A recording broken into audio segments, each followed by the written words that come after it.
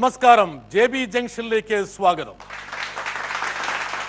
ബാലതാരമായി സിനിമയിലെത്തി super താരപദവിയിലേക്ക് ഉയർന്ന ഉർവശി തൻ്റെ അഭിനയ ജീവിതത്തോടൊപ്പം വിവാദങ്ങളും കൊണ്ടു നടന്നു. ഒരുപക്ഷെ ഉർവശിയെ ഇന്ന് ശ്രദ്ധാകേന്ദ്രമാക്കുന്നത് വിസ്മയകരമായിട്ടുള്ള അഭിനയ മുഹൂർത്തങ്ങൾക്കൊപ്പം ഇത്തരത്തിലുള്ള വിവാദങ്ങളാണ്. ഉർവശിയുമായിട്ടുള്ള സംഭാഷണം ഈ എപ്പിസോഡിലും തുടരുന്നു. ഉർവശി, ജീവിതത്തിൽ ഞാൻ പറഞ്ഞതുപോലെ ഉയർച്ചയുണ്ടാവും, താഴ്ചയുണ്ടാവും. ഒരിക്കലും ഒരു നേർരേഖയിലൂടെ അല്ല ലൈഫ് പോകും. അപ്പം എനിക്ക് തോന്നിയത് ഒരു കാര്യം, ഉർവശി തിരിച്ച് ജീവിതത്തിലേക്ക് നന്നായിട്ട് വന്നു എന്നുള്ളതാണ്. അഭിനയത്തിലേക്ക് വന്നു, തിരിച്ച് കുറച്ചുകൂടി ഒരു യൂ ടേൺ എടുത്തു. ഒരുപക്ഷെ എനിക്കറിയാം ഉർവശിയുടെ ജീവിതത്തിലുണ്ടായിട്ടുള്ള ഒരുപാട് ദുരനുഭവങ്ങൾ. എനിക്കൊന്ന് കമലഹാസൻ തന്നെ എവിടെ പറഞ്ഞിട്ടുണ്ട്, ആ പെണ്ണ് ആത്മഹത്യ ചെയ്യാൻ വേണ്ടി ഇരുന്നാണ്, ഞാൻ പറഞ്ഞിട്ടാണ് ശരിയാക്കിയത്, അല്ല എപ്പോഴേ പോയി പോകേണ്ടതാണ്. ശരിയാണ്, കമൽ സാർ വലിയൊരു സപ്പോർട്ടാണ്. കമൽ സാർ അങ്ങനെയൊന്നും എന്നാ പിന്നെ അങ്ങനെയൊന്നും ചിന്തിക്കരുത്, അങ്ങനെയൊന്നും അല്ല പറഞ്ഞത്. അതിലൊന്നും കാര്യമൊന്നുമില്ല. കമലഹാസനുമായിട്ട് വലിയൊരു നല്ലൊരു ബന്ധം ഉണ്ടായിരുന്നു അല്ലേ? തീർച്ചയായിട്ടും. നിങ്ങൾ 2-3 സിനിമയിലല്ലേ? സിനിമ വളരെ കുറച്ചേ ചെയ്തിട്ടുള്ളൂ. പക്ഷെ അതല്ലാതെ തന്നെ പിന്നെ എന്താ പറയാ, മൈക്കിൾ മദൻ അല്ലേ? മൈക്കിൾ മദൻ കാമരാജനാണ് ആദ്യം ചെയ്തത്. വരട്ടെ, വളരെ പ്രശസ്തമായൊരു പാട്ടാണ്. ഉർവശിനാണെങ്കിൽ നന്നായിട്ട് ഈ പാട്ട് പാടുകയും ചെയ്യും.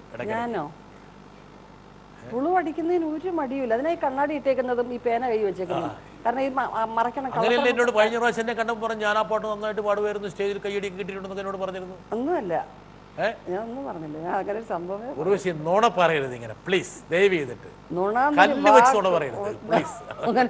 അഭിനയിക്കാൻ പിടിക്കാണെന്ന് എനിക്കറിയാം, പക്ഷെ എങ്കിലും ഒരിക്കലും രണ്ടുപേരും നമുക്ക് ഉർവശി പാടവേ ഇല്ല, ഒന്നും മുളത്തുമില്ല. ജി വേണുഗോപാലിന്റെ കൂടെ സ്റ്റേജിൽ പാടിയ ഒരാളാണ് ഈ ഉർവശി. അത് വേണുചേട്ടൻ പറഞ്ഞു. വേണുചേട്ടൻ എന്നെ ഇവിടെ എടുത്തിട്ടുണ്ടോ? ഈ പുളുവാണ്ടികളെല്ലാം കൂടെ ചേർത്ത്. അതെന്താ പറയാ, അമേരിക്കയല്ലേ, അവിടെ ഡീസന്റ് ആണ്, അവരാരും കല്ലെറിയത്തില്ല, അതുകൊണ്ടാ. അപ്പൊ ഞാൻ ഒരു നിമിഷം നിങ്ങൾ ചിന്തിക്കണം, നമ്മളിപ്പോൾ അമേരിക്കയിലാണ്. ഇല്ല ഇല്ല, നമ്മുടെ കയ്യിൽ കല്ലില്ല, ഇല്ല കമ്പില്ല, വടിയില്ല, മാരകായുധങ്ങളില്ല, കത്തിയില്ല, തോക്കില്ല, ഒരു വരി ഒട്ടും പാടില്ല. ഈ മൂശാട്ട സ്വഭാവം തന്നെയാണ് ഇപ്പോഴും. അതാണ്, അതിലേ ഇല്ല. കമലഹാസൻ ഉർവശിയുടെ ജീവിതത്തിലെ എന്താ പറയാ വലിയൊരു സ്വാധീനമാണ്, സുഹൃത്താണ്, വഴികാട്ടിയാണ്. എന്താണ് ആത്മഹത്യ ചെയ്യാൻ പോയത്? അങ്ങനെ സീരിയസ് ആയിട്ട് പറഞ്ഞില്ല. ഞാനൊരു കുറേ നാൾ ഞാനുമായിട്ട് ഒരു കോണ്ടാക്റ്റിലായിരുന്നു, കമൽ സാറുമായിട്ട് കോണ്ടാക്റ്റിലായിരുന്നു. എനിക്ക് പെട്ടെന്ന് ഒരു ദിവസം കോളേജ് വിളിച്ചു, എവിടെയാണ് ഉള്ളത്, ഒരു വിവരമില്ല, എന്ത് സംഗതി എന്നൊക്കെ ചോദിച്ചു. ഞാൻ പറഞ്ഞത് എന്തിനാ വിളിച്ചു, അതിപ്പോൾ നമ്മൾ സിനിമയൊന്നും ചെയ്യുന്നില്ല, എന്തൊക്കെ ഒന്നും അറിയുന്നില്ലല്ലോ, സിനിമയൊന്നും ചെയ്യുന്നില്ല എന്നൊക്കെ വിശേഷം ചോദിച്ചു. അപ്പോൾ ഞാൻ പറഞ്ഞു, സിനിമയും ചെയ്യുന്നില്ല, ഒന്നും ചെയ്യുന്നില്ല, ഇനിയിപ്പോൾ എന്തോത്തിന്, അത് ജീവിച്ചിരിക്കണം എന്ന് തന്നെ വലിയ താല്പര്യമൊന്നുമില്ല. അത് പറ്റി ജീവിച്ചിരിക്കുന്ന താല്പര്യം മരിക്കുന്നതാണ് നല്ലത്. പുള്ളി അത് കുഴപ്പമില്ല. പക്ഷേ അതിലൊരു വലിയ ബുദ്ധിമുട്ടുള്ള കാര്യമില്ല, എന്തെല്ലാം ഈസി ആയിട്ടുള്ള മാർഗങ്ങളുണ്ട്. നമ്മൾ ആലോചിച്ചൊന്നും സമയം കളയരുത്, എപ്പോൾ വേണമെങ്കിലും. പിന്നെ ഒരാൾ മരിച്ചതുകൊണ്ട് ഈ ലോകം നിന്നു പോകത്തേയില്ലേ, കാര്യങ്ങളൊക്കെ ഇങ്ങനെ തന്നെ നടന്നു പോകും. അതുപോലെ അയ്യോ പാവം ഉർവശി മരിച്ചു ഇങ്ങനെ പറയും. പക്ഷെ നിങ്ങൾക്ക് സിനിമയോടൊരു കടപ്പാടുണ്ട്. നിങ്ങൾക്ക് ഒരുപാട് വേഷങ്ങളിലൂടെ നിങ്ങളെ സ്നേഹിക്കുന്ന ഒരുപാട് പേരെ തന്നത് സിനിമയാണ്. ആ സിനിമയെ ഉപേക്ഷിക്കുമ്പോൾ ഒന്ന് ചിന്തിക്കുക, സിനിമ നിങ്ങളെ ഒരു ദ്രോഹവും ചെയ്തിട്ടല്ലല്ലോ നിങ്ങൾ മരിക്കുന്നത്. നിങ്ങൾ സിനിമയ്ക്ക് വേണ്ടിയുള്ള ഒരു ആർട്ടിസ്റ്റാണ്. ആ സിനിമയെ മാത്രം കോൺസെൻട്രേറ്റ് ചെയ്ത് മുമ്പോട്ട് പോവുക. പേഴ്സണൽ എന്ന് പറഞ്ഞു കഴിഞ്ഞാൽ കമലഹാസൻ ഒരു നടനെ ഈ ലോകത്തുണ്ടാവില്ല. അത്രമാത്രം കാര്യങ്ങൾ ഫേസ് ചെയ്ത ഒരാളാണ് ഞാൻ. പക്ഷേ സിനിമയോട് എനിക്ക് കടപ്പാടുണ്ട്. അപ്പോൾ അതൊരു ഒരു ഇൻസ്പിറേഷനായി. അപ്പോൾ ആ സിനിമ ചെയ്യേണ്ടെന്ന് തീരുമാനിച്ചിരുന്നൊരു സമയമായിരുന്നു അത്. സിനിമ ചെയ്യുന്നില്ല. അങ്ങനെയാണ് പിന്നെ വീണ്ടും ഞാൻ പടം കമ്മിറ്റ് ചെയ്യാൻ തുടങ്ങിയത്. അത്രമാത്രം ഈ നമ്മൾ അല്ലാത്ത നമ്മുടെ ഫ്രണ്ട്സ് പറയോ അങ്ങനെയൊന്നും വിചാരിക്കല്ലേ ഉർവശി, എന്തിനാ അങ്ങനെ ചിന്തിക്കുന്നത്, ഞങ്ങളൊക്കെ ഇല്ലേ എന്നൊക്കെയാണല്ലോ സ്വാഭാവികമായിട്ടും ചോദിക്കുന്നത്. ആരാണ് ഉർവശി? ഉർവശി ഒരു എന്താ പറയുക, ഒരു ഡിപ്രഷൻ്റെ സ്റ്റൈലുണ്ട്. ഡിപ്രഷൻ ഞാൻ പറയുന്നില്ല, ആ വാക്ക് ഉപയോഗിക്കാൻ പാടില്ല, പക്ഷേ എങ്കിൽ പോലും ഒരു ഡിപ്രഷനായിരുന്നു. വെച്ചാൽ ആകെ ഒരു എന്താ പറയുക, ഒറ്റപ്പെട്ട് എല്ലാവരിൽ നിന്നും മാറി നിന്ന ഒരു കാലഘട്ടം. കുറച്ച് എന്താ പറയുക, നമുക്ക് സാധാരണത്തിൽ ആർക്കും സംഭവിക്കുന്ന പോലെ ജീവിതം ഒന്ന് പാളം തെറ്റിയ പോലെ, അതിൽ നിന്ന് ഒന്ന് തിരിച്ചുള്ള ആ പിടുത്തം എങ്ങനെയാ സാധ്യമാക്കിയത്? ഒരുപാട് വർക്ക് ചെയ്യാൻ തുടങ്ങി, സജീവമായിട്ട് വർക്ക് ചെയ്യാൻ തുടങ്ങി കഴിയുമ്പോൾ തന്നെ കുറേ കാര്യങ്ങളും കുറേ സമയങ്ങളും നമ്മൾ അതിനുവേണ്ടി മാറ്റി വെക്കും. ബാക്കിയുള്ള സമയങ്ങളിൽ നമ്മളൊരു സെൽഫ് കൗൺസിലിംഗ് പോലെ നമ്മളെക്കുറിച്ച് തന്നെ പല കാര്യങ്ങളും ഇങ്ങനെ ചിന്തിച്ച് ഒരു സ്റ്റേജ് കഴിയുമ്പോൾ പിന്നെ അതങ്ങ് എന്താ പറയുക, ഒരേ കാര്യം നമ്മൾ പല ആവർത്തി പറയുമ്പോൾ ബോറടിക്കുമെന്ന് പറയുന്ന പോലെ നമ്മുടെ മൈൻഡിനൊരു ബോറടി ആവും. പിന്നെ അത് ഓ വേറെ പണിയില്ല ഇതിനെക്കുറിച്ച് ആലോചിച്ചിരിക്കുന്നതെന്നാവും. പിന്നെ അതിനേക്കാൾ കൂടുതൽ പ്രശ്നങ്ങളെ ഫേസ് ചെയ്തിട്ടുള്ള ആൾക്കാരുമായിട്ട് ഇടപെടുമ്പോൾ നമുക്കത് കൂടുതൽ തോന്നും അതല്ലല്ലോ ഇത്, നമ്മുടെ പ്രശ്നം എത്ര ചെറുതാണ് എന്ന് തോന്നും. അതാണ് വലിയ കാര്യം. പലതരത്തിലും വെച്ചാൽ പല വളരെ എന്താ പറയുന്നത് രക്ഷപ്പെടാൻ സാധ്യതയില്ലാത്ത ചില രോഗങ്ങളുള്ളവർ വളരെ പ്രസൻ്റായിട്ട് നടക്കുന്ന കാണുമ്പം അത്ഭുതം തോന്നും എനിക്ക്. അപ്പോൾ അതിന്ന് പറയുന്നത് എന്ന് വെച്ച് കഴിഞ്ഞാൽ എന്തായാലും എല്ലാ മനുഷ്യരും മരിക്കും. അതുപോലെ തന്നെ എനിക്ക് ഒരു അസുഖം നേരത്തെ ഞാൻ അറിഞ്ഞു, അതിനെക്കുറിച്ച് എനിക്ക് പ്രശ്നമല്ല, ഞാൻ പ്രിപ്പയർഡാണ്. ബാക്കി കാര്യങ്ങളെന്ന് പറയുമ്പം മരിക്കുമെന്ന് ഉറപ്പുള്ളപ്പോൾ ഉണ്ടാകുന്നൊരു ധൈര്യം ഉണ്ടല്ലോ. അപ്പോൾ അങ്ങനെ ചില സുഹൃത്തുക്കളെ കാണുമ്പോഴുണ്ടാകുന്ന നമ്മുടെ ഒരു ഇൻസ്പിറേഷൻ. നമ്മൾ ഇങ്ങനെ ഒരു കാര്യമല്ലല്ലോ, നമുക്ക് എന്താ സുഖമുണ്ടെന്നും നമുക്കറിയില്ല, എങ്കിൽ പോലും അത് അറിഞ്ഞുകൊണ്ട് ഒരാൾ വളരെ കൂളായിട്ട് ജീവിക്കുന്നു. അങ്ങനെയൊക്കെയുള്ള കുറേ പ്രശ്നങ്ങൾ. ഉർവശിയുടെ ഈ ഒരു എന്താ പറയുക നിലപാടിനെ ഞാൻ അപ്രീഷിയേറ്റ് ചെയ്യുന്നു. എൻ്റെ കാരണം വെച്ചാൽ ഞാൻ തിരിഞ്ഞു നോക്കുമ്പോൾ എന്തെല്ലാം ആക്ഷേപങ്ങൾക്ക് വിധേയമായി ഉർവശിയെക്കുറിച്ച്. ഉർവശിക്ക് ദുശീലമുണ്ട്, മദ്യപിക്കും, അതാണ്, പൊതുയോഗങ്ങളിൽ പോയിട്ട് കലക്കി, അങ്ങനെ ഇങ്ങനെ. ഒരു പക്ഷേ എനിക്ക് പലപ്പോഴും തോന്നിയിട്ടുള്ളത് അർഹിക്കാത്തതിനേക്കാളും 10 മടങ്ങായിട്ട് ആൾക്കാർ ഉർവശിയെ വേട്ടയാടിയെന്നല്ല ദ്രോഹിച്ചു. അതൊക്കെ വിട്ടുകടന്നിട്ട് ഇതൊന്നും അല്ല എൻ്റെ ജീവിതം എൻ്റെ ജീവിതമാണ് എന്ന് പറഞ്ഞ് എൻ്റെ ടേംസിൽ സ്വയം ടേംസിൽ നിശ്ചയിച്ച് തിരിച്ചു വരുന്നു. ഉദാഹരണം പറഞ്ഞാൽ ഉർവശിക്ക് പകരം ഇങ്ങനെയുള്ള ഒരു പക്ഷേ ചില്ലറ ദുശീലങ്ങളിലോ അങ്ങനെയുള്ള കാര്യങ്ങളിലോ ഒരു പുരുഷൻ വ്യാപൃതനായിരുന്നെങ്കിൽ ഒരിക്കലും സമൂഹം ഇങ്ങനെ പറയില്ല. നമുക്ക് ഒരുപാട് കുറ്റങ്ങളുണ്ടെങ്കിലും ഇതങ്ങനെ മറച്ചു വെച്ചിട്ട് വേറൊരാളിനെ കുറ്റം പറയാൻ താല്പര്യം കൂടുതലുള്ള ആൾക്കാരാണ് ഞാനടക്കമുള്ള മലയാളികൾ. പിന്നെ എപ്പോഴും വിവാദങ്ങൾ ഉണ്ടാക്കുന്ന ഒരു മീഡിയ സമൂഹത്തിന് മുമ്പിലാണ് നമ്മൾ നിൽക്കുന്നത്. വിവാദങ്ങൾ മാത്രം. ഇവിടെ 4 പേരിന്ന് ചർച്ച ചെയ്യുന്നെങ്കിൽ അവിടെ അതേ കാര്യം വേറെ 4 പേരിന്ന് ചർച്ച ചെയ്യുന്നു. ഇവിടെ ഇപ്പം ഒരു സരിതാ നായരെ കുറിച്ചാണെന്നുണ്ടെങ്കിൽ 1 വർഷം തുടർച്ചയായിട്ട് സരിതാ നായർ മാത്രമാണ് സ്റ്റാർ. അവരിതിൽ എത്രമാത്രം അവർ ഇത് അർഹയാണോ എന്നുള്ളതൊന്നുമല്ല. അങ്ങനെ മറ്റൊരാൾ. എപ്പോഴും വിവാദങ്ങൾ ഉണ്ടായിക്കൊണ്ടേയിരിക്കണം ചാനലുകളിലും മാധ്യമങ്ങളിലും എന്നുള്ള നിർബന്ധക്കാരാണ് നമ്മൾ. അതാണ് അതിൻ്റെ പ്രധാനമായിട്ടൊരു കാര്യം. അപ്പോൾ അങ്ങനെ കുറേ കാര്യങ്ങൾ വരുമ്പോൾ നമ്മൾ അത് യൂസ്ഡായി. ചിലതിനകത്ത് നമ്മളുണ്ട്, ചില നമ്മളില്ലാതെ കുറേ കാര്യങ്ങൾ നടക്കും. അപ്പോൾ ഇതൊക്കെ ശ്രദ്ധിച്ചുകൊണ്ടിരുന്നത് ഞാൻ രാജാ സാറിൻ്റെ കാര്യമല്ലേ. ഇളയരാജാ സാർ എന്നോട് ഒരിക്കൽ പറഞ്ഞു, ഉർവശി ഞാൻ 30 വർഷമായി പേപ്പർ വായിച്ചിട്ട് TV കണ്ടിട്ടും വിമാനയാത്രക്കിടെ പറഞ്ഞതാണ്, ഞാൻ വായിക്കാറില്ല. പോസിറ്റീവായിട്ടുള്ള എനർജി കിട്ടാത്ത ഒരു സംഗതി വായിച്ചിട്ട് എന്ത് നേടാൻ? അതിൽ ഇളയരാജ തിളക്കനമുള്ളവനാണെന്നും ഇളയരാജ ഗുരുത്വമില്ലാത്തവനാണെന്നും ഇളയരാജ അങ്ങനെ ചെയ്തു. എനിക്കറിയില്ല അതിനെക്കുറിച്ചൊന്നും. എന്നെ കാണുമ്പോൾ ആൾക്കാർ നല്ല മുഖത്തോടുകൂടി ചിരിക്കുന്നു, നല്ലതാണെന്ന് വിചാരിച്ചു. ആ പോസിറ്റീവ് എനർജിയാണ് ഇപ്പോഴും നല്ല പാട്ടുകൾ എനിക്ക് ചെയ്യാൻ സാധിക്കുന്നത്. ഈ പ്രശ്നങ്ങളൊക്കെ ഉണ്ടാകുമ്പോൾ ഒരു പക്ഷേ രാജാ സാഹിബിന്റെ ഒക്കെ വാക്കുകളാണ്. തീർച്ചയായിട്ടും ആ സമയത്തൊക്കെ തന്നെയാണ് ഞങ്ങളൊരു യാത്ര നടത്തി ഇങ്ങനെ ഫ്ലൈറ്റിൽ ഓരോ കാര്യങ്ങൾ ഇങ്ങനെ പറഞ്ഞുകൊണ്ട് രാജാ സാറിനോട് എനിക്ക് വലിയ ബഹുമാനം, അദ്ദേഹത്തിന് എന്നെ വലിയ ഇഷ്ടം. രാജാ സാഹിബ് പാടാൻ പറഞ്ഞിട്ടുണ്ട്.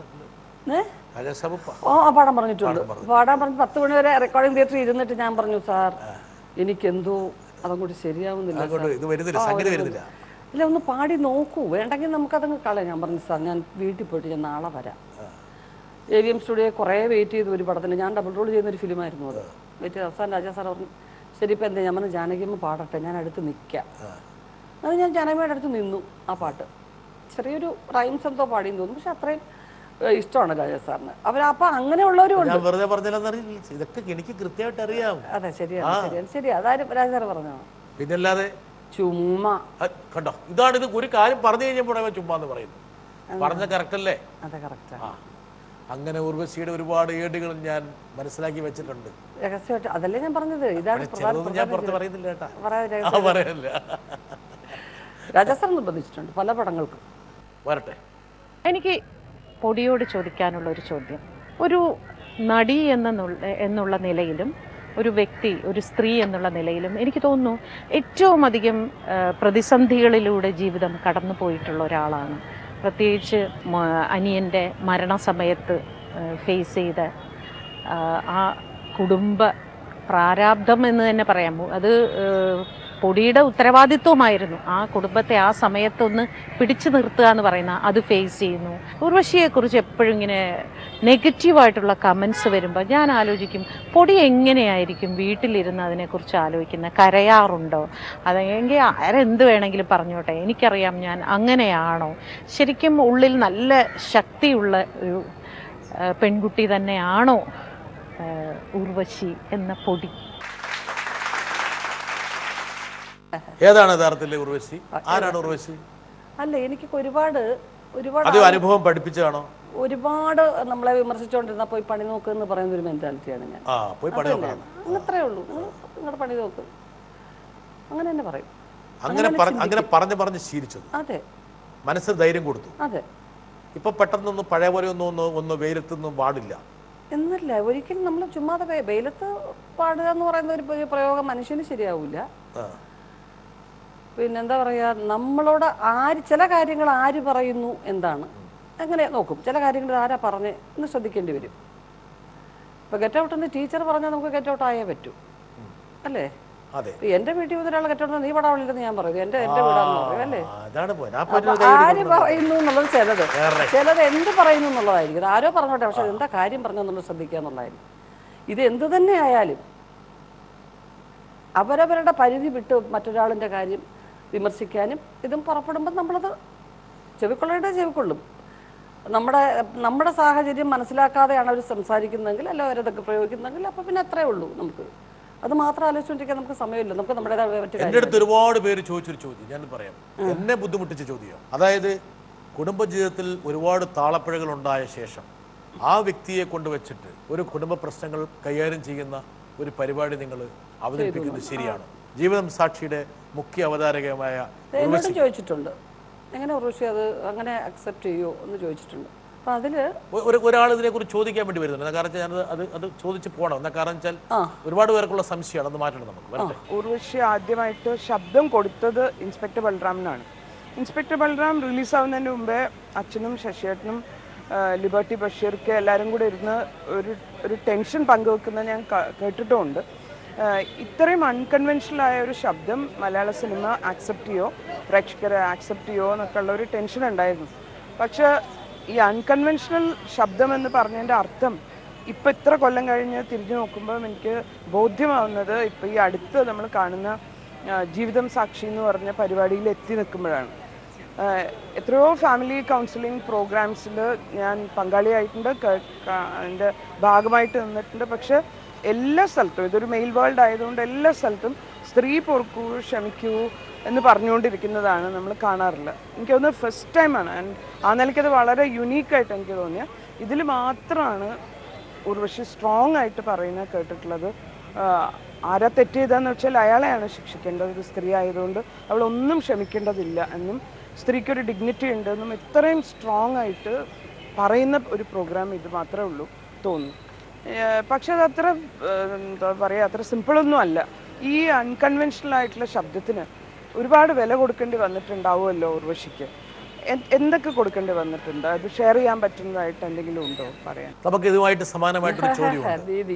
അതെ, വളരെ വേണ്ടപ്പെട്ട ഒരാളും കൂടെ വരട്ടെ, എന്നിട്ട് ഒരുമിച്ച് നമുക്ക് ഇതിനെ കൈകാര്യം ചെയ്യാം. ചേച്ചി കോമഡി ഷോയിൽ ജഡ്ജായിട്ടിരുന്നിട്ടുണ്ട്, കോമഡി പരിപാടികളിൽ ഇരുന്നിട്ടുണ്ട്. ഈ അടുത്ത കാലത്ത് കൈരളിയുടെ ജീവിതം സാക്ഷി എന്ന പ്രോഗ്രാമിൻ്റെ അവതാരകയുമായിരുന്നു.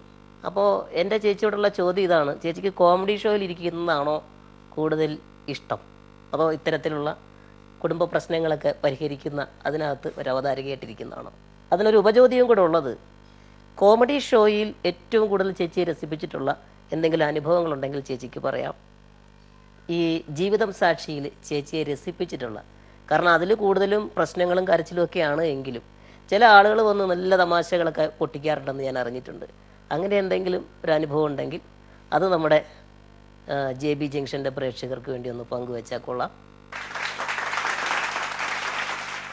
ഗൗരവമായിട്ടുള്ളൊരു ചോദ്യം എൻ്റെ കിടപ്പുണ്ട്. അതിൽ എനിക്കൊന്ന് ആദ്യം ദിദിയാണ് അതിൻ്റെ അകത്ത് പറഞ്ഞത്, പിന്നെ ആദ്യം എൻ്റെ വേറൊരു വശം പറഞ്ഞു. ഒന്ന്, ഉർവശിക്ക് ജീവിതത്തിൽ ഒരുപാട് താളപ്പിഴകൾ ഉണ്ടായി, കുടുംബ ബന്ധങ്ങളിൽ പ്രശ്നമുണ്ടായി, വിവാഹ ബന്ധങ്ങളിൽ പ്രശ്നമുണ്ടായി. അത്തരത്തിലൊരാളെ ഇതുപോലൊരു പരിപാടിയുടെ അവതാരകയായി വെക്കേണ്ട കാര്യം എന്താണ്? അത് ചെയ്യാനുള്ള യോഗ്യത അവർക്ക് എന്താണ്? ഉണ്ടോ? എന്താ മറുപടി? അല്ല ബ്രിട്ടാസ്, ഇപ്പോൾ നമ്മളൊരു ഡോക്ടറെ അടുത്ത് പോകുന്നു നമ്മുടെ അസുഖം അറിഞ്ഞ് ചികിത്സിക്കാനായിട്ട്. അയാൾക്ക് വല്ല അസുഖം ഉണ്ടോ എന്ന് ചോദിക്കുന്നത് അതിനകത്ത് എന്തെങ്കിലും ഔചിത്യമുണ്ടോ? അയാൾക്ക് പല അസുഖങ്ങളും കാണും. ഡോക്ടർമാരായതുകൊണ്ട് വളരെ പെർഫെക്റ്റ്, അവർ മനുഷ്യരല്ലേ, അല്ലാതെ കല്ലും മണ്ണൊന്നും കൊണ്ടുണ്ടാക്കിയവരല്ലല്ലോ. അവർക്കും ഒരുപാട് അസുഖങ്ങൾ കാണും. നിങ്ങൾ അസുഖമില്ലാത്ത ആളാണെങ്കിൽ മരുന്ന് തന്നാൽ മതി എന്ന് പറയാറുണ്ടോ? എന്നെ ഏൽപ്പിച്ച ജോലി ഒരു ചാനലിൽ ഇതാണ്, എനിക്ക് താല്പര്യപ്പെട്ടു, ഞാനത് ചെയ്യുന്നു. അതിനകത്ത് പറയുന്ന കണ്ടന്റ് എന്താണ് സംഭവിക്കുന്നതെന്ന് നോക്കാതെ അതിലിരിക്കുന്ന ആളിനെ പറ്റിയൊക്കെ ചിന്തിക്കുന്നതെന്ന് പറയുന്നത് അതൊരു വിദ്യാഭ്യാസമുള്ളൊരു സംസാരത്തിന് ചേർന്നതാണോ? പറയും. കറക്റ്റ്, എനിക്ക് ഉൾക്കൊള്ളുന്നുണ്ട്. ഇത് തന്നെയാണ് ഒരു പക്ഷേ എൻ്റെ മനസ്സിലേക്ക് വന്നുള്ള മറുപടി. നിങ്ങൾക്ക് സ്വീകാര്യമാണോ? പുകവലിക്കുന്ന ഡോക്ടർമാരെ നമുക്കറിയാം, മദ്യപിക്കുന്ന ഡോക്ടർമാരെ നമുക്കറിയാം. പക്ഷെ നമ്മളവിടെ ചെന്ന് അവർ ഇതൊന്നും ചെയ്യാൻ പാടില്ല, ആരോഗ്യത്തിന് കേടാണെന്ന് അവർ പറയും അല്ലേ? നമ്മൾ പറയുന്ന വാക്കുകളും അതിന്റെ ഉള്ളടക്കവും പരിശോധിക്കും. അപ്പോൾ സ്കൂളിൽ 100 വട്ടം എഴുതിക്കൊണ്ടുവരാൻ ചെയ്യുന്ന ടീച്ചർ നിങ്ങൾ വീട്ടിൽ പോയി എഴുതാറുണ്ടോ? എങ്കിൽ ഞങ്ങൾ എഴുതാമെന്ന് പറയാറുണ്ടോ? ഒരു സെലിബ്രിറ്റി ആയതുകൊണ്ട് തന്നെ നമ്മുടെ കുടുംബജീവിതത്തിൽ സംഭവിച്ച ചില കാര്യങ്ങൾ ചിലർക്ക് അറിയാവുന്നതുകൊണ്ട് ആ ഒരൊറ്റ കാരണം കൊണ്ട് തനിക്ക് യോഗ്യതയില്ല എന്ന് പറയുന്നതിൽ എന്തർത്ഥം? അതല്ല ഉദ്ദേശിച്ചത്. പക്ഷെ അത് എൻ്റെ കാര്യം എന്ന് വെച്ച് കഴിഞ്ഞാൽ അതിനെ ഒരു ആ പരിപാടിയുടെ നന്മ അറിയുന്ന ആൾക്കാർ പറയില്ല. അപ്പോൾ എന്നെ സംബന്ധിച്ച് നിങ്ങളൊരു ചാനലിൽ ഒരു ചാനൽ നടത്തിക്കൊണ്ട് പോകാൻ കഴിവും പ്രാപ്തിയുമുള്ള ആൾക്കാർ എന്നെപ്പോലെ ഈ പറഞ്ഞ കാര്യങ്ങളൊക്കെ മനസ്സിൽ വെച്ചുകൊണ്ട് എന്നെ അതിൽ ഫിക്സ് ചെയ്യണമെങ്കിൽ തീർച്ചയായിട്ടും അതിലൊരു കൊമേഴ്ഷ്യൽ ആസ്പെക്റ്റും അല്ലെങ്കിൽ അതിലൊരു യോഗ്യത നിങ്ങൾ കണ്ടിട്ടുണ്ടാവുമല്ലോ, ഇല്ലാതെ നിങ്ങളത് ചെയ്യുമോ? അപ്പോൾ അതിൻ്റെ മറുപടി നിങ്ങൾക്ക് തന്നെ ഉണ്ടാവുമല്ലോ. മറുപടി എനിക്കുണ്ട്. പക്ഷെ ഇപ്പോൾ ഇവിടെ എൻ്റെ ഒരു ദൗത്യം ചോദ്യം ചോദിക്കലായതുകൊണ്ട് മാത്രമാണ് ഞാൻ ചോദിച്ചത്. അല്ല ശരിയാണ്. അല്ല നിങ്ങൾ പറഞ്ഞ മറുപടി അല്ല നല്ലൊരു പക്ഷേ ഉർവശിയോട് ചോദിച്ചതിനേക്കാൾ കൂടുതൽ ആൾക്കാർ എന്നോട് ആ ചോദ്യം ചോദിച്ചിട്ടുണ്ടാകും. നിങ്ങളോടായിരിക്കും കൂടുതൽ ചോദിക്കുന്നത്. നല്ല മറുപടി പറഞ്ഞിട്ടുണ്ട്. അത് തീർച്ചയായിട്ടും അതൊക്കെ നമ്മൾ അറിയുന്നുണ്ട്. പക്ഷേ അതിന് ഇത്രേ ഉള്ളൂ, സിമ്പിളായിട്ടുള്ള മറുപടിയാണ്. രണ്ട് നമ്മുടെ ഉണ്ടപ്പക്കർ ചോദിച്ച പോലെ ഈ പല ടെലിവിഷൻ, അതായത് ഉർവശിക്കെല്ലാം വഴങ്ങും കോമഡി നന്നായി കോമഡി വഴങ്ങുന്ന ആളാണ് ഉർവശി. ഇഷ്ടമാണ് എനിക്ക്. അതിലെനിക്ക് പിന്നെ തീരെ ചെറുപ്പത്തിൽ അങ്ങനെ വളരെ മിമിക്രി ഒക്കെ ചെയ്യുമായിരുന്നല്ലോ. ഇല്ല ബ്രിട്ടാസ്, അതൊക്കെ കൽപ്പന ചേച്ചിയാണ് മിമിക്രിയൊക്കെ. ഷീലയൊക്കെ ആയിട്ട് ഇടയ്ക്ക് അഭിനയിക്കുക. അത് നമ്മുടെ വളരെ അടുപ്പമായിട്ട് സംസാരിക്കുന്ന ചിലപ്പോൾ മാനേജേഴ്സ് നമ്മുടെ ഫ്രണ്ട്സിൻ്റെ ഇടയ്ക്ക് പറയുന്നതാണ്.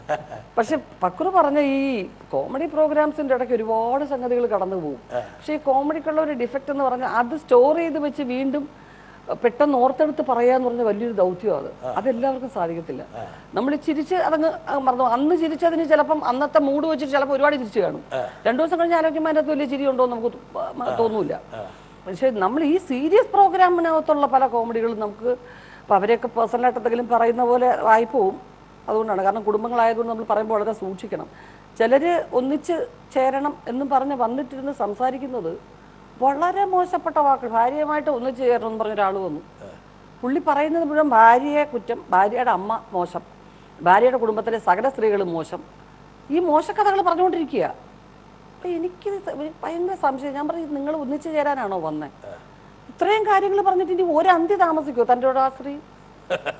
ഇത്രയും പേരുടെ മുമ്പിൽ ഒന്നിച്ച് താമസിക്കണമെന്ന് പറയുന്നവർ കുറച്ച് നല്ല രീതിയിൽ സംസാരിച്ചല്ല. ഞാനിങ്ങനെ സ്നേഹിച്ചിരുന്നു, വളരെ സ്നേഹിച്ചിരുന്നു, ഇടയ്ക്ക് അബദ്ധങ്ങൾ പറ്റിപ്പോയി, ഇതൊക്കെ ഇങ്ങനെ പ്രശ്നമാണ്, വീണ്ടും വന്നാൽ ഞങ്ങൾ എന്ന് പറഞ്ഞ് തുടങ്ങിയെങ്കിലല്ലേ വരുള്ളൂ. അപ്പോൾ ഒരു പ്രോഗ്രാമിൽ ഞാൻ ഏറ്റവും നല്ലവനാണെന്ന് ആദ്യം കാണിച്ചിട്ട് പറയാം എന്ന് പറയുന്നൊരു സംഗതി ഉണ്ടത്. ഇടയ്ക്ക് നമുക്ക് ചിരി വരും. ചിലരിത് എഴുതി വെച്ച് ചതുരവടിവിന് കൊണ്ടുവരും. അവിടുന്ന് പ്രിപ്പയർഡ് ആയിട്ട് കൊണ്ടുവരും. ഇങ്ങനെയൊക്കെ പറഞ്ഞെങ്കിൽ മാത്രമേ ഒരു സിമ്പതി കിട്ടൂ എന്നൊക്കെ വിചാരിച്ചിട്ട് പറഞ്ഞു വന്ന അബദ്ധമാവും. അതിങ്ങനെ ഇത് പലപ്പോഴും ചിരിച്ചിട്ട് അടിച്ച് ചിലർക്ക് സ്വല്പം മാനസിക പ്രശ്നത്തോട് വരുന്നവരുണ്ട്. നമ്മളത് തമാശക്ക് അവരോട് പറയുന്നവർക്ക് മനസ്സിലാവില്ല, ഒരു സീരിയസ് ആയിട്ട് പറഞ്ഞുകൊണ്ടിരിക്കും. അതിനുള്ളതല്ല, ഭയങ്കര പലതിനും വലിയ അത്ഭുതങ്ങളാണ്. ഇപ്പോൾ ബ്രിട്ടാസിൻ്റെ ചോദ്യങ്ങളിലാവട്ടെ, ഇപ്പം വന്ന ഈ പല വിവാദങ്ങളെക്കുറിച്ചും പല കുടുംബ പ്രശ്നങ്ങളെക്കുറിച്ചും നിങ്ങൾ ആവർത്തിച്ച് ചോദിക്കുമ്പോൾ ഞാനൊരു സത്യസന്ധമായ ഒരു കാര്യം ഞാൻ തുറന്നു പറയുകയാണ്. കഴിഞ്ഞ 2-2.5 വർഷമായിട്ട് ഞാൻ കുറച്ചൊരു എൻ്റെ മാനസിക നില വളരെ ക്ലിയർ ആവുന്നതിന് കാരണം നിങ്ങളുടെ ഒരു പ്രോഗ്രാമാണ്.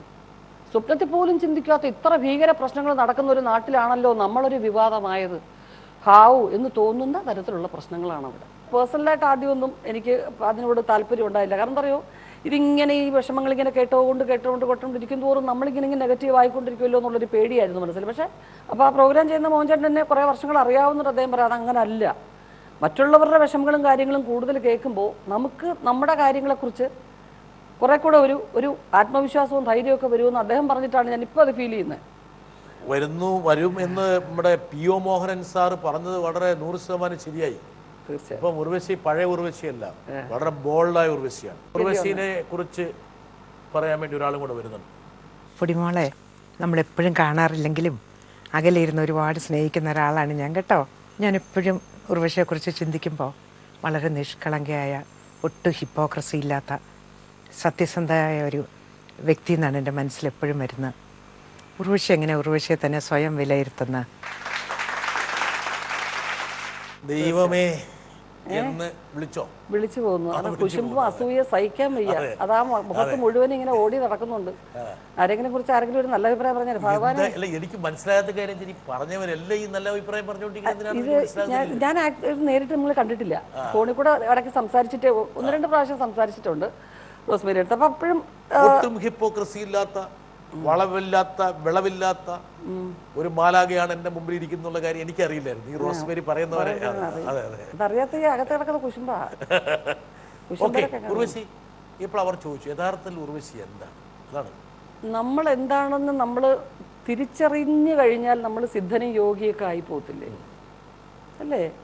അവരവരെ തിരിച്ചറിയാന്ന് പറഞ്ഞ അവസ്ഥയാണ് പിന്നെ എന്താ പറയുന്നത്, ഒരു മഹർഷിയായി അല്ലെങ്കിൽ ഒരു സിദ്ധനായി യോഗിവര്യനായി എന്ന് പറഞ്ഞാൽ താൻ എന്താണെന്ന്, തനിക്കുള്ളിലുള്ള അഹം എന്താണെന്നൊക്കെ തിരിച്ചറിയുന്ന ഒരവസ്ഥ. അത് അറിയാത്തത് കൊണ്ടാണല്ലോ ഈ തത്രപ്പാട്. നമ്മൾ നമ്മുടെ സാഹചര്യങ്ങൾക്കനുസരിച്ച് നമ്മൾ പ്രതികരിക്കുന്നു. അതിന് ശരിയും തെറ്റും നമ്മൾ അറിയുന്നില്ല. ചിലപ്പം കുറച്ച് കഴിയുമ്പോൾ ചിലത് മനസ്സിലാവും. ചില ശരികൾ തെറ്റാകാം, തെറ്റ് ശരിയാകാം. മനസ്സിലാവും. ചിലത് നമ്മുടെ അറിവുകേട് കൊണ്ടാണെന്നോ നമ്മുടെ അപക്വമായ ഒരു പെരുമാറ്റം കൊണ്ടാണെന്നോ ഒക്കെ നമുക്ക് നമ്മൾ ആരാണ് എന്നൊന്നും വിലയിരുത്തേണ്ട ഒരു സമയമായിട്ടില്ല. അങ്ങനെ സമയം എന്നുള്ളതല്ല, അത് നമ്മളെ കൊണ്ട് സാധിക്കുമായിരുന്നു എങ്കിൽ, അതാണ് നമ്മളെ കൊണ്ട് അത് സാധിക്കുമായിരുന്നു. നമ്മൾ വേറെ തലത്തിലേക്ക് എത്തിപ്പോകും. നമ്മൾ അറിയുന്നത് നമ്മുടെ ഏറ്റവും അടുത്ത സുഹൃത്തുക്കൾ അല്ലെങ്കിൽ ശത്രുക്കൾ വഴിയൊക്കെയാണ് നമ്മളെന്താണെന്ന് അറിയുന്നത്, അല്ലേ? അല്ലാതെ നമുക്ക് സ്വയം എങ്ങനെ അറിയാൻ പറ്റും? ഓരോ സാഹചര്യങ്ങളിൽ നമ്മളോട് മറ്റുള്ളവർ പെരുമാറിയ രീതി എന്ത്, അല്ലെങ്കിൽ നമ്മൾ പെരുമാറിയ രീതിയെക്കുറിച്ച് അവർ ഇന്ന കാര്യങ്ങൾ പറയുമ്പോൾ നമ്മൾ അറിയുമോ അതോ അങ്ങനെ ആയിരുന്നില്ലല്ലോ പെരുമാറിയത്. ഒരു രംഗം ഞാൻ കാണിച്ചു. എന്റെ സ്വഭാവം പറഞ്ഞു സോപ്പ് വെക്കുന്നത്. എന്തൊരു തന്മയത്വം, നല്ല ക്യാരക്ടർ അത്. അതിന് ഇപ്പൊ ഈ ദീദി പറഞ്ഞതിന്റെ മറുപടി ഉണ്ട്. അൺകൺവെൻഷണൽ വോയിസ് എന്ന് പറഞ്ഞത് സത്യമാണ്. ബൽറാമിന് ഡബ് ചെയ്യുമ്പോൾ മമ്മൂക്കയ്ക്കും എനിക്കുള്ള കോമ്പിനേഷൻ സീൻ കണ്ടാൽ അറിയാം, ഒരു എന്താ പറയുന്നത്, എൻ്റെ ഒരു പക്വതക്കുറവും മമ്മൂക്ക മെച്ചൂർഡായിട്ട് ക്യാരക്ടർ സീൻ ചെയ്യുമ്പോൾ മാച്ച് ആവാറില്ല എന്ന് പറയും എല്ലാവരും. അപ്പോൾ അതിൻ്റെ കൂടെ എൻ്റെ വോയിസ് ഒരു തിൻ വോയിസ് ആവുമ്പോൾ വളരെ ഗൗരവമുള്ള കാര്യങ്ങൾ പറയുമ്പോൾ അതിലൊരു സീരിയസ്നെസ് ഫീൽ ചെയ്യുന്നില്ല. അപ്പോൾ നമുക്ക് എൻ്റെ വീട്ടിൽ വന്നിട്ട് ഞാൻ വളരെ ഗൗരവത്തോടുകൂടി ചില കാര്യങ്ങൾ പറയുന്ന ഒരു സീനുണ്ട് അതിനകത്ത്. അപ്പം അത് ഡബ് ചെയ്ത് കഴിഞ്ഞപ്പോൾ പറഞ്ഞു, അയ്യോ ഒട്ടും എന്താ പറയുന്നത്, ഒട്ടും പക്വതയില്ലാത്ത ഒരു കുട്ടി സംസാരിക്കുന്ന പോലെ ഇരിക്കുന്നു അന്നൊക്കെ പറഞ്ഞിട്ടൊരു ഒരു കൺഫ്യൂഷൻ ഉണ്ടായിരുന്നു. അത് ദീദി കറക്റ്റാണ് പറഞ്ഞത്. ആ സമയത്താണ് ബൽറാമിലാണോ അതിൻ്റെ പേര്? അല്ല, അതെനിക്ക് ശരിക്കും തിരിഞ്ഞു നോക്കുമ്പോൾ അതിനകത്തൊരു കുഴപ്പമുണ്ടായിരുന്നില്ല. കുഴപ്പമൊന്നുമല്ല, വോയിസ് തീരെ തിൻ വോയിസ്, ചെറിയ വോയിസ് ആയിരുന്നു എനിക്ക്. അല്ല ഉർവശി, കൺവെൻഷൻസിനെ ബ്രേക്ക് ചെയ്യുമ്പോഴാണ് പുതിയത് നമ്മൾ ഉണ്ടാകുന്നത്. അതെ അതെ അതെ. അതുവരെ കേട്ടിരുന്ന ഡബിങ് ആർട്ടിസ്റ്റിന്റെ വോയിസിൽ നിന്ന് പെട്ടെന്നൊരു മാറ്റം എന്ന് പറയുമ്പോൾ അന്നത് ഉൾക്കൊള്ളാൻ പ്രയാസമാണ്. കാരണം ഇതിപ്പോൾ മാധ്യമങ്ങൾ വഴി എൻ്റെ വോയിസ് അറിയാം, ഓരോരുത്തരുടെയും ശബ്ദം അറിയാം. ഇപ്പോൾ തമിഴിലൊക്കെ റേഡിയോയിൽ ഹീറോയിൻസിൻ്റെ, ഇപ്പോൾ പുതിയ ഹീറോയിൻസിൻ്റെ ഒക്കെ ആശംസകൾ എടുക്കും. അപ്പം നമുക്കറിയാതെ ഡബിങ് ആർട്ടിസ്റ്റിന്റെ വോയിസ് ആണെന്ന്. ജ്യോതിക സംസാരിക്കുന്നു, എല്ലാവർക്കും പൊങ്കൽ വാഴ്ത്തുക്കൾ എന്ന് പറയുമ്പോൾ ഡബിങ് ആർട്ടിസ്റ്റിനെ വെച്ച് അവരത് എടുക്കുന്നത്. പക്ഷെ നമുക്ക് വോയിസ് ഇപ്പം ടി വി കേൾക്കുമ്പോൾ സിനിമയിൽ ഉർവശിയുടെ ഡബിങ് അല്ലേ, ഈ ശബ്ദം അല്ലല്ലോ. അപ്പം ആ ടി വി കുറേശ്ശെ കടന്നു വന്ന കാലഘട്ടത്തിലാണ് ഞാൻ ഡബ് ചെയ്ത് തുടങ്ങിയത്. നേരിട്ട് സംസാരിക്കുന്നതിനും സിനിമയിലും ഒരുപാട് വ്യത്യാസം ഉണ്ടാവുന്നുണ്ടോ എന്ന് പറഞ്ഞിട്ടാണ് ഡബ് ചെയ്ത് തുടങ്ങിയത്. ഉർവശിയുടെ ഒരു തിരിച്ചുവരവിൻ്റെ ഏറ്റവും മഹത്തായിട്ടുള്ള ഒരു ഏടി ഞാൻ കാണിച്ചത്. ഇത് വെറുതെ പറഞ്ഞു നോക്കിയൊരു സീനാണ് അത്. ഒരു എന്തെങ്കിലും ഒരു കറി വെക്കുന്നതെന്ന് വെറുതെ ഒരു ടേക്ക് ചുമ്മാ എടുത്തു നോക്കാം ഉർവശി എങ്ങനെ ഇരിക്കും എന്നുള്ളതൊന്ന് ട്രൈ ചെയ്ത് നോക്കൂ എന്ന് പറഞ്ഞു. ഒന്ന് പ്രിപ്പയർ അല്ല. മീരയുടെ ഡയലോഗ് നേരത്തെ ശ്രീബാല എഴുതിയിട്ടൊന്ന് പ്രിപ്പയർ ചെയ്തിരുന്നു. അപ്പൊ ചുമ്മാ അങ്ങ് പറഞ്ഞു നോക്കിയത് ഓക്കെ ആയി. വീണ്ടും ഒന്നുകൂടെ പറഞ്ഞാൽ എനിക്കത് പറയാൻ അറിയത്തില്ല. ഈ രൂപത്തിലൊന്നും പറയാൻ നമ്മൾ ഉദ്ദേശിച്ചിരുന്നില്ല. ഇല്ല ചുമ്മാ ഒന്നും അങ്ങനെ വന്നതാണ്. പിന്നെ ഒന്നുകൂടെ റീടേക്ക് എടുക്കാന്ന് പറയുമ്പോൾ ഞാൻ ആകെ അപ്സെറ്റായി. കാരണം അത് എന്തോ പറഞ്ഞെന്നുള്ളത് നമുക്ക് ഓർമ്മയില്ല, നമുക്കത് ശരിയാവില്ല. ഇപ്പൊ എൻ്റെ മോള് ഡബ് സ്മാഷ് എടുത്ത് എന്നെ അഴിച്ച് കാണിച്ചു. ഇതെല്ലാം വെച്ചിട്ട് നല്ല സീനായിരുന്നു. സീൻ തമ്മിൽ നമ്മൾ വളരെ പ്ലാൻ ചെയ്ത് നമ്മൾ ചെയ്യുന്ന ചില സീനുകളെക്കാൾ കൂടുതൽ ഇതുപോലെ നമുക്ക് വളരെ നിസ്സാരമായിട്ട് വിചാരിച്ചിട്ട് ചുമ്മാ വെറുതെ ചെയ്ത് നോക്കാം എന്ന് പറയുന്നതൊക്കെ ഹൈലൈറ്റ് ആയിട്ടുണ്ട് പലപ്പോഴും. ലാൽ സലാമിലെ പല ഡയലോഗ്സും ഡബ്ബിങ്ങിൽ ആഡ് ചെയ്ത ഡയലോഗ്സൊക്കെ വളരെ. അച്ചുവിൻ്റെ അമ്മയിലെ ആ കഥാപാത്രം ഉർവശി ഒരുപക്ഷെ ഒരു പുതിയൊരു ഭാവുകത്വം സൃഷ്ടിച്ചൊരു കഥാപാത്രമാണ്. അതായത് 2 സ്ത്രീ കഥാപാത്രങ്ങളെ മാത്രം വെച്ചുകൊണ്ടൊരു സിനിമ വലിയ സക്സസ് ആയി. അത് മാത്രമല്ല ഉർവശിയുടെ റോൾ എന്ന് പറയുന്നത് ഒരു എന്താ പറയണ്ട, ഒരു ഡിറ്റർമിനേഷൻ്റെ ഒക്കെ ഒരു റോളാണ്. എനിക്കൊന്ന് സത്യനെ അറിഞ്ഞു കണ്ട് ചെയ്ത് തന്ന റോളാണ്. അതിൻ്റെ ഒരു വരിയിൽ കഥ പറഞ്ഞിട്ട് സത്യട്ടൻ്റെ അടുത്ത് ചോദിച്ചു ഫോണിൽ, ഉർവശി ചെയ്യുന്നില്ലെങ്കിൽ ഇപ്പം തന്നെ പറയണം, പിന്നെ ആലോചിക്കാം അങ്ങനെ ഇങ്ങനെ എന്നൊക്കെ പറഞ്ഞ് സമയം മെനക്കെടുത്തരുത്, നിങ്ങൾ ചെയ്യുന്നില്ലെങ്കിൽ ഈ കഥ ഇവിടെ ഞാൻ ഡ്രോപ്പ് ചെയ്യും. വലിയ പ്രായവ്യത്യാസം തോന്നിക്കാത്ത ഒരു അമ്മയും മകളും, അതിനകത്തുള്ളൊരു സസ്പെൻസ്. ഏറ്റവും ഫ്രണ്ട്സിനെ പോലെയാണ് അവർ. അത് വെച്ച് ഞാൻ ഈ സ്ക്രിപ്റ്റ് മൂവ് ചെയ്യട്ടെ എന്നാ ചോദിച്ചത്. സത്യത്തിൽ എന്തായാലും സത്യേട്ടൻ പ്ലാൻ ചെയ്യുന്നെങ്കിൽ നന്നായിരിക്കും എന്ന് പറഞ്ഞു. പിന്നെ സൈലൻ്റായി. കുറച്ച് ദിവസം കഴിയുമ്പോൾ സുകുമാരി ആൻറ്റി വിളിച്ചു എന്നെ. സത്യൻ ഒരു പറഞ്ഞിരിക്കുന്നത് നല്ല രസമുള്ളൊരു സ്ക്രിപ്റ്റാണ്, അത് നല്ലതാണ്, നീ ചെയ്യണം, നീ എന്ത് തന്നെ ആയാലും ചെയ്യണം. സുകുമാരി മേഡം അതിനുശേഷമാണ് ഫുള്ള് ആ സ്ക്രിപ്റ്റ് ഞാൻ കേട്ടത്. എന്തായിരുന്നു ഉർവശിക്ക് ഒരു തടസ്സമായിട്ട് വന്നിരുന്നത്? അല്ല, ഞാനിവിടെ മോളുടെ സ്കൂളും കാര്യങ്ങളും എല്ലാം വിട്ടിട്ട് 35-40 ദിവസം ഒന്നിച്ച് വന്ന് ഔട്ട്ഡോറിൽ നിൽക്കാനുള്ള എൻ്റെ ബുദ്ധിമുട്ടായിരുന്നു. സത്യൻ്റെ സെറ്റാണ്, നമുക്കറിയാം, ഒരു 10 ദിവസം കൂടുമ്പോൾ വേണമെങ്കിലും പോവാം. പക്ഷെ മോള് സ്കൂളിൽ പോയി തുടങ്ങിയിട്ടേ ഉള്ളൂ. അപ്പോൾ ഞാൻ അവിടുത്തെ ഷൂട്ടിംഗ് ആണെങ്കിൽ ഞാൻ രാവിലെ സ്കൂളിൽ വിട്ടിട്ട് തിരിച്ച് 5 മണിക്ക് അവിടെ പോയി മോളെ വിളിച്ചുകൊണ്ട് വരും. അങ്ങനെയായിരുന്നു. അതിൻ്റെ അതായിരുന്നു പ്രധാനപ്പെട്ട ബുദ്ധിമുട്ട്. പക്ഷേ ഈ സിനിമ ഉർവശിക്ക് അനിവാര്യമായൊരു സിനിമയായിരുന്നു.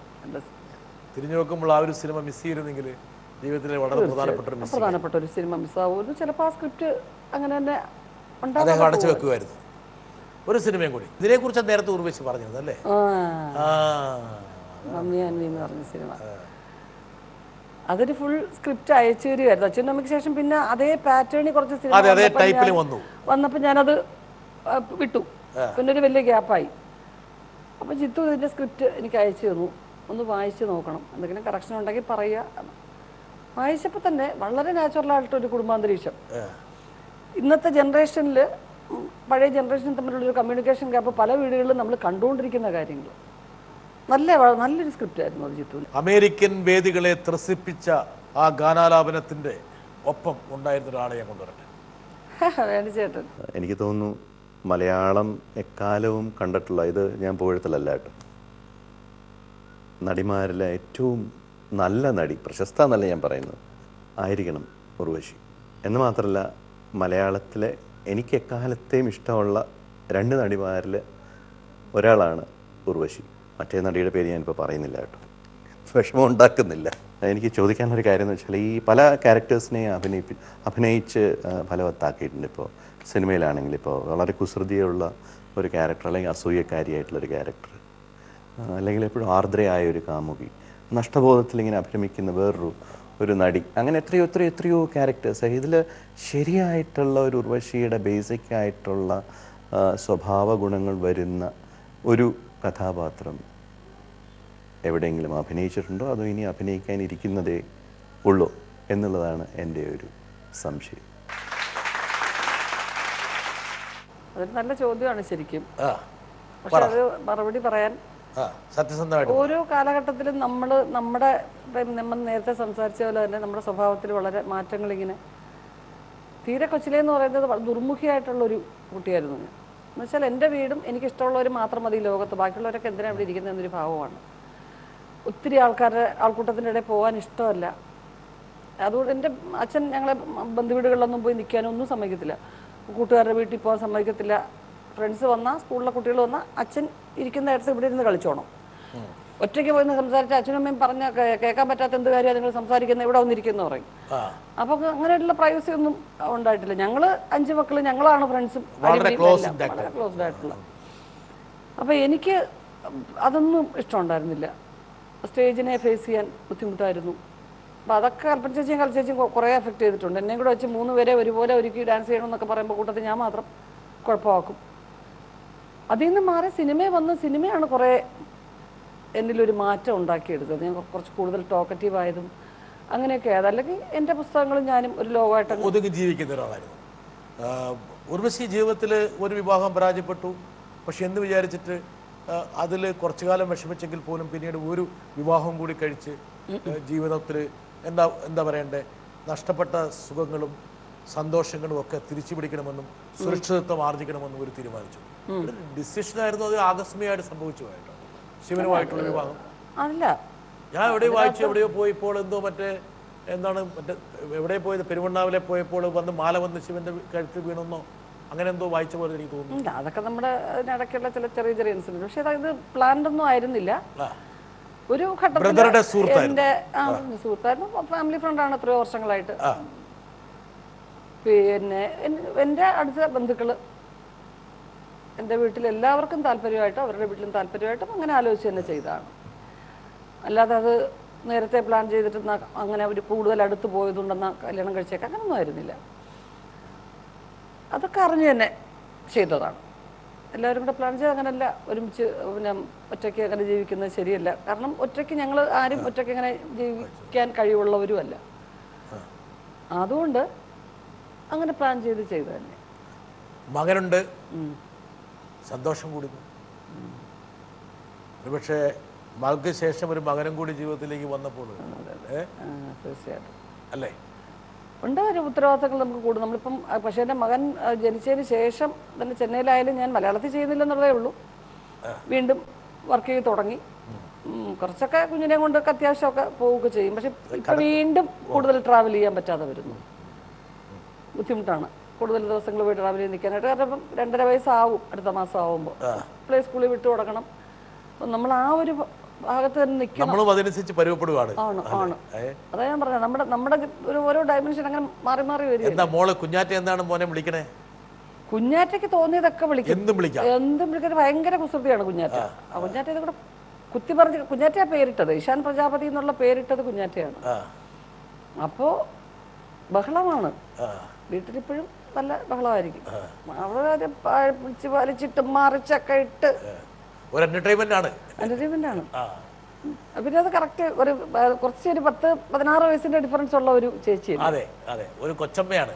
അതെ അതെ, അങ്ങനെയാണ്. എനിക്ക് ഉർവശിയോട് കുറച്ച് ചോദ്യങ്ങൾ ചോദിക്കണം, റാപ്പിഡായിട്ട്, വളരെ ഫാസ്റ്റായിട്ട്. ഉർവശി, ഞാൻ ഈ ചോദിക്കാൻ പോകുന്ന ചോദ്യങ്ങൾക്ക് ഒരിക്കലും ആലോചിക്കരുത്, പെട്ടെന്ന് മറുപടി പറയണം. ഞാനിങ്ങനെ മുഖത്തേക്ക് നോക്കിക്കൊണ്ടിരിക്കും. അങ്ങനെയൊന്നും ആലോചിച്ച് അല്ല, ഞാൻ ഓപ്ഷൻ തരും. അങ്ങനെ ആലോചിച്ച് കള്ളത്തരം പറയാൻ സമയം എടുക്കരുത്. ഓക്കെ, അതിനകത്ത് കള്ളത്തരം ആലോചിച്ച് കഴിഞ്ഞാൽ കള്ളത്തരം പറയപ്പെടും. ഓക്കെ, ശരിയല്ലേ? ഈ പിള്ളേരെല്ലാം അങ്ങനെ ആലോചിച്ച് കള്ളം പറയുന്നതാണ്. ഫസ്റ്റ് ക്വസ്റ്റ്യൻ, ഏറ്റവും സന്തോഷം നൽകിയ നിമിഷം. ഓപ്ഷൻ 1 ആദ്യത്തെ പ്രണയം, ആദ്യത്തെ കുഞ്ഞ്, ആദ്യത്തെ സിനിമ. ആദ്യത്തെ കുഞ്ഞ് തന്നെ. ആദ്യത്തെ കുഞ്ഞ്. ഉർവശിക്ക് മുമ്പിൽ 3 ഭക്ഷണ സാധനങ്ങളുണ്ട്. പഴങ്കഞ്ഞി, ഉള്ളിവട, കാച്ചിൽ. ഏതെടുക്കും? പഴങ്കഞ്ഞി എടുക്കും. കഞ്ഞി, സോറി, പഴങ്കഞ്ഞി. എന്തിനാ സ്വന്തമായിട്ട് ഇങ്ങനെ പുകഴ്ത്തിക്കൊണ്ടിരിക്കുന്നു? ശരിക്കും ഭക്ഷണത്തിന്റെ കാര്യം പറയുമ്പോൾ എന്താണ് ഭയങ്കര സന്തോഷം, മുഖം നിറച്ച് പഴങ്കഞ്ഞി എന്ന് പറഞ്ഞപ്പോൾ എന്റെ ദൈവമേ. പഴങ്കഞ്ഞി ഇഷ്ടപ്പെട്ട ഒരു സിനിമ താരത്തോടൊപ്പം ഇത്രയും നല്ല സാധനം വേറെ ഇല്ല. ആണ്, കറക്റ്റ്. അതെങ്ങനെ ഒന്ന് പിടിച്ചിട്ടൊന്ന് അല്ലേ? ലാലേട്ടൻ പടത്തിൽ പറഞ്ഞ ഒരു ലാമ്പ് ലാമ്പി കഴിക്കണം. ഓക്കെ. 3 ലൈഫിൽ നിന്ന് മാറ്റണമെന്ന് തോന്നിയ 3 കാര്യങ്ങൾ. 1 മടി, തടി, പേടി. ഓക്കെ. ലൈറ്റ് ഇടാതെ ഉറങ്ങുന്നില്ലേ? ഇല്ല. ലൈറ്റ് ഉണ്ടെങ്കിൽ ഈ സഹോദരി ഉറങ്ങാറുണ്ട്. അതെ, നമുക്കൊക്കെ ലൈറ്റ് ഉണ്ടെങ്കിൽ ഉറക്കം വരില്ല. നോക്ക് എന്തെല്ലാം വിചിത്ര സ്വഭാവമാണ്. ഈ ലൈറ്റിലൊക്കെ ഞാൻ സുഖമായിട്ട് ഉറങ്ങും. വലിയ 1 kV ലൈറ്റ് കത്തിച്ച് വെച്ചാലേ ഉറങ്ങാൻ പറ്റുള്ളൂ. ഓക്കെ. അടുത്ത്, ഹു ആർ യു? ആരാണ്? A lover, a fighter, a failure? Lover, നിത്യ പ്രേസ്യ. ശിവൻ ദേഷ്യപ്പെടുമ്പോൾ ഉർവശി ഏത് ഭാര്യയെ പോലെ പെരുമാറും? ശിവൻ ഉദ്ദേശിക്കുന്ന പരമേശ്വരല്ല, സ്വന്തം ഭർത്താവാണ്. മാറിപ്പോരുത്. ഏത് ഭാര്യയെ പോലെ പെരുമാറും? മിഥുനം, തലേണമന്ത്രം, ഭാര്യ. മിഥുനം. ഒരേ സമയം നല്ല 3 തിരക്കഥകൾ, ഏത് തിരഞ്ഞെടുക്കും? മോഹൻലാൽ, മമ്മൂട്ടി, സുരേഷ് ഗോപി. അതെന്താ കാരണം? കാണുന്നില്ല. തീർച്ചയായിട്ടും ഒരുവിധം ഈക്വൽ ആയിട്ടുള്ള ഒരു ക്യാരക്ടർ ആയിരിക്കും എനിക്ക്. ലാലേട്ടൻ മമ്മൂട്ടി ഒരു ഇമേജിനും അതീതമായിട്ട് നിൽക്കുന്നതാണ്. തീർച്ചയായും അവരുടെയും കുറേ ഡിപ്പെൻഡ് ചെയ്ത ക്യാരക്ടറായിരിക്കും. സുരേഷ് ഇത് രണ്ടും ചെയ്യും.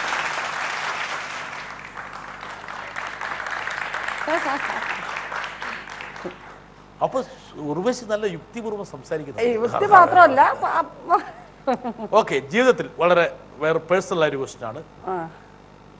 ജീവിതത്തിൽ ഏറ്റവും പ്രതിസന്ധി അനുഭവിച്ച സമയം. 1 അനുജന്റെ മരണം, വിവാഹമോചനം, നവമാധ്യമ വേട്ട. എൻ്റെ അനിയൻ്റെ മരണം തന്നെയാണ്. ബാക്കിയൊന്നും ഒരു പ്രശ്നം. ഏയ് അതും കടന്നു പോകും എന്നുള്ളതേ ഉള്ളൂ. ഉർവശി, ഇത് വളരെ ചെറിയൊരു ചോദ്യങ്ങളായിരുന്നു. ഒരു പക്ഷേ ആലോചിക്കാൻ തീർന്നു, മതിയാക്കി. ആണോ? ഇനി അടുത്ത JB ജംഗ്ഷന്റെ സമയത്ത് ചോദിക്കാൻ വേണ്ടി ഞാനൊരു 12 ചോദ്യം കുറിച്ച് വെച്ചിട്ടുണ്ട്. അത് പിന്നീട് ചോദിക്കും. എൻ്റെ കാരണം ഇതൊക്കെ എനിക്ക് ഉർവശിയോട് ഇപ്പോൾ ചോദിക്കാൻ ഞാൻ ആഗ്രഹിക്കുന്നില്ല. എന്ന് വെച്ചാൽ ഇത് കുറച്ചുകൂടെ ഒന്ന് പരുവപ്പെടാനുണ്ട് ഉർവശി. അതിനുശേഷം ഞാൻ ചോദിക്കും. ശരി ഉർവശി, വളരെ സന്തോഷം തോന്നുന്നു. ഇത്രയും സമയം പോയതറിഞ്ഞില്ലല്ലോ. ഇല്ല. ഇത്രയും നല്ല രീതിയിൽ, ഇത്രയും നല്ല സൗഹാർദ്ദപരമായി ഉർവശിയുടെ അവതാരങ്ങളും കഴിവുകളും ഒക്കെ വാഴ്ത്തി. അവിടെ അവരൊക്കെ വാഴ്ത്തി. നല്ല രംഗങ്ങൾ അവരെ കൊണ്ട് ഓരോരുത്തരും പറയുമ്പോൾ വാഴ്ത്തിച്ച് ഇത്രയും സമയം വാഴ്ത്തിച്ചൊന്നുമല്ല, അവരെ വാഴ്ത്തിക്കോളും. ഉർവശി പട്ടത്തിലേക്ക് ഞാൻ നയിക്കുകയായിരുന്നു. ഈ ഉർവശിക്ക് വേണമെങ്കിൽ അതിന് പ്രത്യുപകാരമായിട്ട് എനിക്ക് വേണമെങ്കിൽ ഒരു 2 വരി പാടി തരണമെങ്കിൽ ഞാൻ തനിച്ച് വീട്ടിൽ പാടി അയച്ചു തരാം. ഓക്കെ, ശരി. ഒറ്റ കാര്യമുള്ള ഉർവശി നല്ല കഴിവുള്ള നടിയാണ്. മലയാളിക്ക് ഒരുപാട് ഇഷ്ടപ്പെട്ട, ഒരുപാട് നല്ല മുഹൂർത്തങ്ങൾ കാഴ്ചവെച്ച ആളാണ്. ഇനിയും ഒരുപാട് കഴിവ് പുറത്തെടുക്കാറുണ്ട്. ആവനാഴികൾ ഇനിയും ഉണ്ട് ഒരുപാട് അമ്പുകൾ. അതൊക്കെ എയ്യണം, എഴുതി കളിക്കണം. മലയാള സിനിമ കല ഉർവശിയുടെ തട്ടകമാണ്. ഇനിയും ഒരുപാട് നല്ല കഥാപാത്രങ്ങളെ വാരി വിതറാനുള്ള ശേഷി, സർഗശേഷി എല്ലാം ഉണ്ട്. ആ സർഗാത്മകത പരിപോഷിപ്പിക്കാനുള്ള അവസരം ഉർവശിക്ക് കിട്ടട്ടെ. കുടുംബജീവിതത്തിലും സാമൂഹ്യ ജീവിതത്തിലും കലാജീവിതത്തിലും സൗഭാഗ്യവും സന്തോഷവും വരട്ടെ എന്ന് ആശംസിച്ചുകൊണ്ട് ആയുഷ്മാൻ ഭവ. Thank you. അലൻസിയ ലോപ്പസ്. ആദ്യമൊക്കെ ഈ പേരൊരു ബുദ്ധിമുട്ടായിരുന്നു. എനിക്ക് അങ്ങനെ ബുദ്ധിമുട്ട് തോന്നിയിട്ടില്ല. കേൾക്കുന്നവർക്ക് മാത്രം. ജോൺ ബ്രിട്ടാസ് എന്ന് വിളിച്ചപ്പോൾ ജോണിന് തോന്നിയിട്ടുണ്ട്. എനിക്ക് ആദ്യകാലത്ത് ഭയങ്കര ബുദ്ധിമുട്ടായിരുന്നു. എനിക്കങ്ങനെ തോന്നിയിട്ടില്ല. ഏത് സ്കൂളുകളിലൊക്കെ ഏത് ശിക്ഷയ്ക്കും ആദ്യം ഐഡന്റിഫൈ ചെയ്യുന്നത് നമ്മളായിരിക്കും. അതെ, ഉറപ്പായിട്ടും. കാവാലത്തോട് പറഞ്ഞൊരു ഡയലോഗ് ഉണ്ട്. കാവാല സാറിനോട് പറഞ്ഞു, പണിക്കരേട്ടാ ഇവന്മാർക്കൊക്കെ ഇങ്ങനെയാ, നാട്ടുകാർക്ക് നാക്കൊടുക്കുന്ന പേരും കൊടുക്കും, വീട്ടുകാർക്ക് എളുപ്പമുള്ള പേരും കൊടുക്കും. ഞാൻ അവിടെ ഒരുപാട് കാണാൻ KCBയിൽ ജോലി ചെയ്തിട്ടുള്ള ആളാണ്. അതുകൊണ്ട് ഈ സ്ഥലം മുഴുവൻ എനിക്കറിയാം. ഞാൻ ഒറ്റയ്ക്ക് ഒരു പോരാട്ടം നടത്താൻ പോവുകയാണ്. ഞാൻ കാസർഗോഡേക്ക് പോയിട്ട് ഇങ്ങനെ പരിപാടിയാണ്. കാസർഗോഡ് അത്ര നല്ല പന്തിയുള്ള സ്ഥലമൊന്നും അല്ല. ഒരുപാട് ആൾക്കാർ വേണമെങ്കിൽ തങ്ങളുടെ മുകളിൽ കൈവെക്കാൻ സാധ്യതയുള്ള ഒരു ഭൂമി കൂടിയാണ്. പുലിമടയിൽ കയറി വെടിവെക്കണമെന്ന് തോന്നിയിട്ടല്ല അത് ചെയ്തത്. അങ്ങനെ ഒരു സാഹചര്യമായിരുന്നു. അമ്മയിൽ മെമ്പർഷിപ്പ് എടുത്തു. അപ്പൊ രാജിവെക്കാൻ ഒരു സംഘടന കിട്ടി. ഉപയോഗിച്ച ഷർട്ട് ഇട്ടോ എന്ന് പറഞ്ഞു. അപ്പൊ ഞാൻ പറഞ്ഞു, ഭാരതത്തിൽ നിന്ന് പോകുന്ന ആരും ഷർട്ട് ഇടാറില്ല. ഗാന്ധി യാത്ര ചെയ്തത് ഷർട്ട് ഇട്ടിട്ടല്ല, സ്വാതന്ത്ര്യം വാങ്ങി തന്നത്. അതുകൊണ്ട് ഷർട്ട് ഇടാതെ തന്നെ ഞാൻ ഈ ബസ് അമേരിക്കയിലേക്ക് കൊണ്ടുപോകും. ജോണി ആന്റണി പറഞ്ഞൊരു തമാശ ഉണ്ട്. അപ്പോൾ മമ്മൂക്ക ആദ്യത്തെ ദിവസം ഷൂട്ടിനില്ല. അപ്പോൾ എൻ്റെ സീൻ എടുക്കുമ്പോൾ ഞാൻ കാരവാനൊന്നും വന്നിട്ടില്ല. അപ്പോൾ വെയിലത്ത് ഇങ്ങനെ ഒരു ബിൽഡിങ്ങിൻ്റെ പുറത്ത് ഒരു മരച്ചോട്ടിൽ ഞാൻ ഇരിക്കുക. അപ്പോൾ ജോണി ആന്റണി വന്നിട്ട്, അയ്യോ ചേട്ടാ വിഷമിക്കരുത്, കാരവൻ നാളെ എത്തും. മമ്മൂക്കയോട് പറയരുത്, നിങ്ങൾ ഇന്നലെ കൊണ്ട് ഈ മരച്ചോട്ടിലാണ് ഇരുത്തിയിരുന്നത്, വെയിൽ കൊള്ളരുത്, പൊന്നാണ്. അപ്പോൾ മമ്മൂക്ക ഉടനെ എന്നോട് ചോദിച്ചു, ഇപ്പോൾ എത്ര വയസ്സുണ്ട്? അപ്പോൾ ഞാൻ വിചാരിച്ചു ഒരു സ്നേഹം കൂടുതൽ കിട്ടുമെന്ന് വിചാരിച്ചിട്ട് ഞാൻ 2 വയസ്സ് കൂട്ടിയിട്ട് 53 എന്ന് പറഞ്ഞു. അപ്പോൾ മമ്മൂക്ക, പുള്ളി ചെയ്യും, ലാലിനേക്കാൾ ചെറുപ്പമാണ്.